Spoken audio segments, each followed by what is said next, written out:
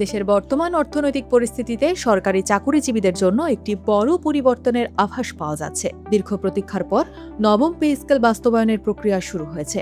একটি পুনর্গঠিত কমিটি বর্তমানে এই পে স্কেলের কাঠামো এবং বাস্তবায়ন পদ্ধতি নিয়ে কাজ করছে। তবে এবারের বাস্তবায়ন প্রক্রিয়াটি আগের চেয়ে কিছুটা ভিন্ন হতে যাচ্ছে।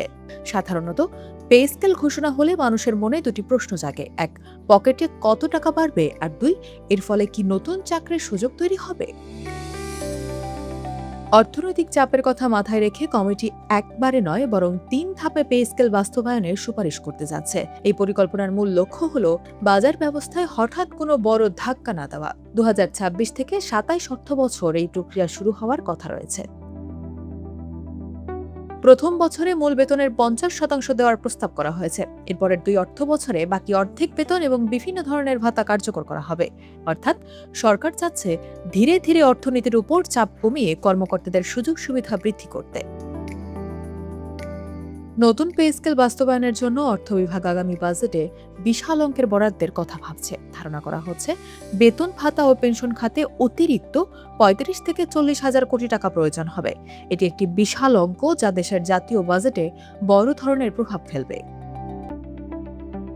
সংশ্লিষ্ট সূত্র জানিয়েছে, চলতি বাজেটেও পে স্কেলের জন্য কিছু অর্থ রাখা হয়েছিল, যা অন্য খাতে ব্যবহৃত হয়নি। এবার সেই অর্থসহ নতুন বরাদ্দ যোগ করে একটি শক্তিশালী তহবিল গঠনের পরিকল্পনা চলছে। এখন আসা যাক মূল তর্কে। নতুন পে স্কেল কি নতুন চাকরি তৈরি করবে? তাত্ত্বিকভাবে যখন সরকারি খাতে ব্যয় বাড়ে তখন বাজারে টাকার প্রবাহ বৃদ্ধি পায়। সরকারি কর্মকর্তাদের ক্রয় ক্ষমতা বাড়লে ভোগ্য পণ্যের চাহিদা বাড়ে, যা পরোক্ষভাবে বেসরকারি খাতে উৎপাদন ও কর্মসংস্থান বৃদ্ধি করে। কিন্তু সরাসরি সরকারি চাকরির কথা বললে বিশাল অঙ্কের এই বেতন দিতে গিয়ে সরকার যদি উন্নয়ন বাজেট কমিয়ে দেয় তবে নতুন পদ সৃষ্টিতে স্থবিরতা আসতে পারে। অর্থাৎ বেতন বাড়লে অনেক সময় নতুন নিয়োগের গতি কমে যাওয়ার একটি ঝুঁকি থেকে যায়। বর্তমানে দেশের মূল্যস্ফীতি প্রায় ৯% কাছাকাছি। এই অবস্থায় পে স্কেলের ঘোষণা এলে বাজারে নিত্য প্রয়োজনীয় পণ্যের দাম আরও বাড়ার আশঙ্কা থাকে। অর্থ মন্ত্রণালয়ও এই বিষয়টি নিয়ে উদ্বিগ্ন। মূলত এই কারণেই একবারে পে স্কেল না দিয়ে কয়েক ধাপে দেওয়ার সিদ্ধান্ত নেওয়া হচ্ছে।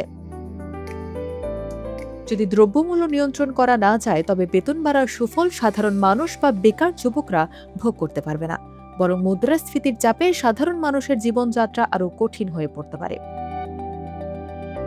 পে স্কেলের চূড়ান্ত সিদ্ধান্ত আসার আগে কিছু রাজনৈতিক ও প্রশাসনিক প্রক্রিয়া বাকি আছে। অর্থমন্ত্রী আমির খুসরু মাহমুদ চৌধুরী বর্তমানে এশীয় উন্নয়ন ব্যাংকের বৈঠকে দেশের বাইরে আছেন। তিনি দেশে ফেরার পর পুনর্গঠিত কমিটির সঙ্গে বৈঠক করবেন।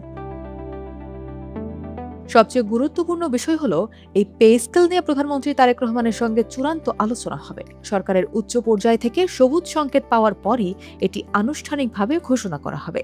সরকার চাচ্ছে কর্মকর্তাদের সন্তুষ্ট রাখার পাশাপাশি সাধারণ মানুষের উপর যেন চাপের পাহাড় না তৈরি হয়।